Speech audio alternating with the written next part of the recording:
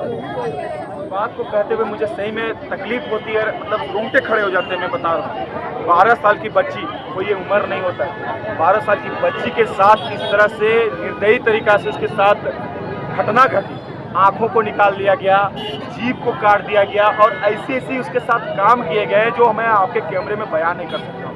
जब मैंने इसके बारे में सुना, 8वां दिन है, 8वां शासन द्वारा एक भी कोई एक्शन नहीं लिया गया, कोई भी संज्ञान नहीं लिया गया। प्रशासन द्वारा उस बलात्कारी को पकड़ा गया, ना सरकार द्वारा कोई भी प्रक्रिया दी गई। ये कहीं ना कहीं छाती में दर्द देता है, लोगों को मन में तकलीफ देती है। किससे आशा करें, किससे अपेक्षा करें? सुरक्षा के नाम पे हम लोग के सामने पुलिस है, लेकिन पुलिस ही हमारा सहायता ना करे, पुलिस ही हमारा, हम किससे अपेक्षा करें?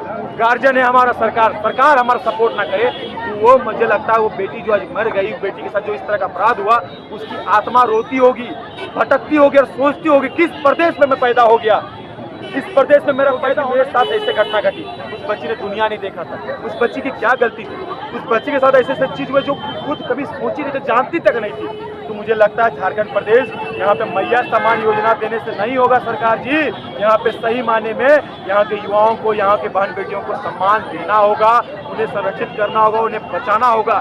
पहले बहन बेटियां अकेले जाने से डरती, अब तो भीड़ में जाने से डरने लगी। अब करे तो करे क्या? माँ बाप अब भीड़ में भेजने से बहन बेटे को डर। ये दुर्भाग्यपूर्ण बात है कि झारखंड सरकार इसमें कोई भी कानूनी एक्शन नहीं ले रही है, पुलिस प्रशासन कोई एक्शन नहीं ले रही है। मुझे नहीं पता क्या ऐसी चीज वो छुपा रही है, क्या ऐसी चीज आ गई, दबाव है, किसी का प्रेशर है, क्यों एक्शन नहीं ली जा रही है? मुझे लगता है ये 8वां दिन है। 8वां दिन में अभी के समय में रेपिस्ट को जिंदा जला देना चाहिए था, पकड़ के आम जनता को सौंप देना चाहिए था। अगर उनके हाथ में नहीं हो रही है तो जिस तरह से मैं आज राजधानी रांची में एक हाथ में कैंडल और एक हाथ में तलवार लेके मैं आक्रोशित रैली निकाला, आक्रोशित तरीके से आज प्रियालाल चौक में पहुंचा, उसे फांसी देने का काम किया, जलाने का काम किया, तलवार से काटने का काम किया। अगर सही में वो रेपिस्ट हमको मिल जाएगा, मैं सही में उसे काटने का काम करूंगा। मेरे पिताजी झारखंड आंदोलनकारी हैं, बहुत ही संघर्ष और खून पसीना से झारखंड प्रदेश को बनाए हैं और झारखंड प्रदेश को लड़ के लिए हैं। ये झारखंड को लूटने नहीं देंगे, झारखंड के बहन बेटियों को इस तरह का चीज होने नहीं देंगे। इसके लिए जान देना पड़ेगा तो देंगे और जान लेना पड़ेगा तो ये बबलू बात होती है। हर कैंडल की लॉ में एक सरकार है, हजारीबाग की जीवन को न्याय दो।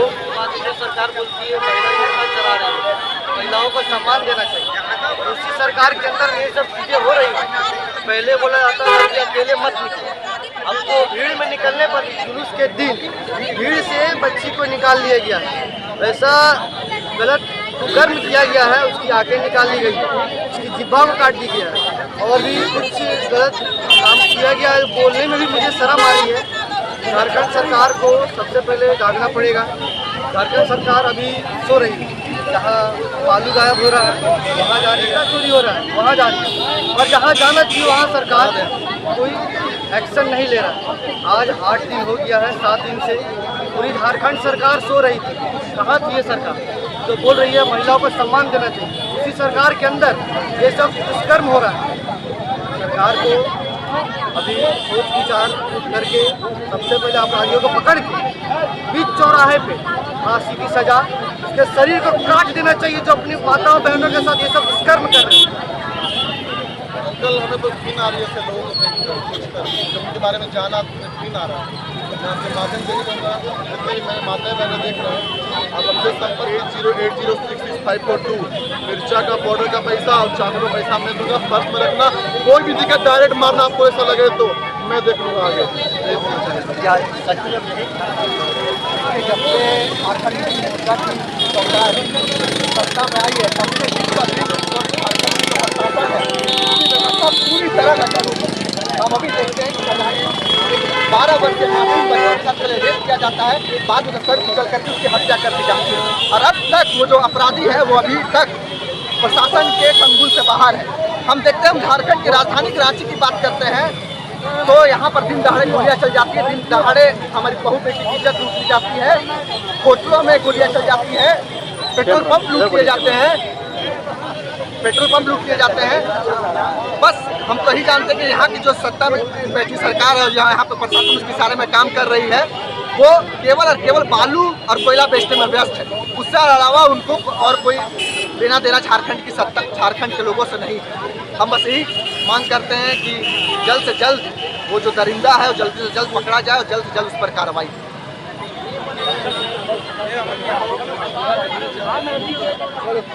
देखिए, सबसे पहली बात की जो हजारीबाग में जो इसका घटना घटा है, छोटी सी बच्ची, सिर्फ उसका उम्र था 12 वर्ष, खेलने का उम्र था उसका, उसके साथ हो गया।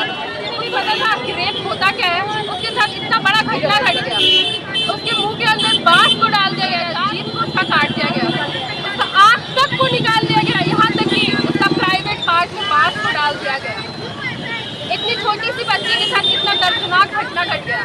हमारी सरकार से केवल यही मांग है, न्याय मिलना चाहिए और उसके परिवार के लोगों को भी न्याय मिलना चाहिए। क्या लगता है सचमुच में न्याय मिलना चाहिए? ये तो सवाल ही पैदा नहीं होता कि सचमुच में न्याय मिलना चाहिए। ये सरकार से उम्मीद है क्या?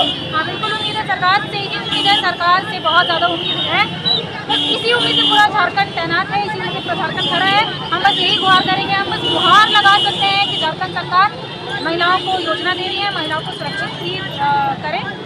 कार्रवाई की वजह से हम लोग के हाथ में तलवार आ गई है। अगर प्रशासन की व्यवस्था अच्छी होती, सुरक्षा व्यवस्था अच्छी होती तो हमें तलवार की जरूरत नहीं पड़ती।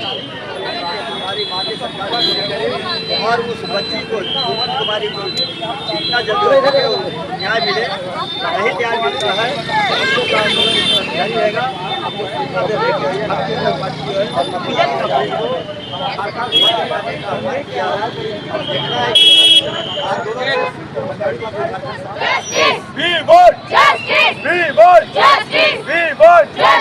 हजारीबाग की बेटी को न्याय देना होगा, देना होगा, देना होगा। हजारीबाग की बेटी को न्याय देना होगा, देना होगा, देना होगा। हजारीबाग की बेटी को न्याय देना होगा, देना होगा, देना होगा। We want justice, we want justice।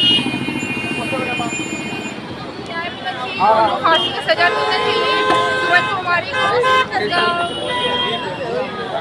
अधिकार मिलना चाहिए, सब मतलब कि फांसी की सजा मिलना चाहिए, जस्टिस मिलना चाहिए।